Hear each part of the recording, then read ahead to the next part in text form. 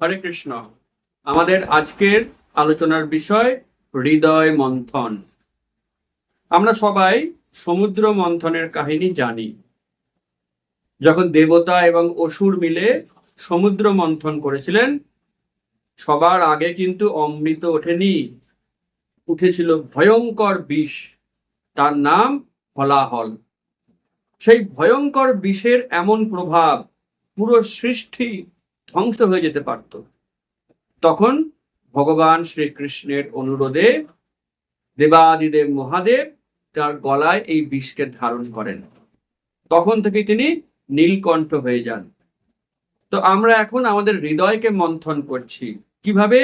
হরিনামের দ্বারা। হরে কৃষ্ণ কৃষ্ণ কৃষ্ণ হরে হরে, হরে রাম রাম রাম হরে হরে।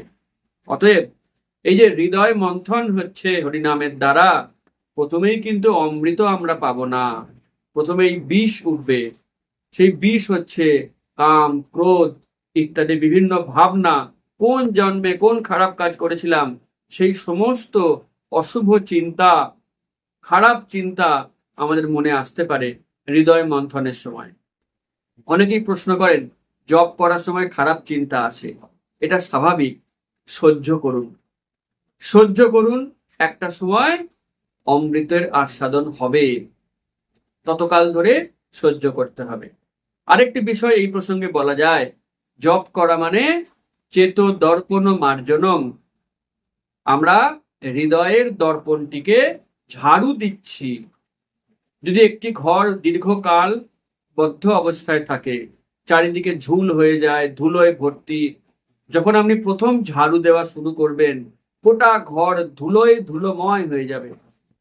তারপরে ঝাড়ু মারতে মারতে মারতে মারতে একটা সময় সব ধুলো পরিষ্কার হয়ে যাবে, তখন ঘরটি স্বচ্ছ নির্মল হবে।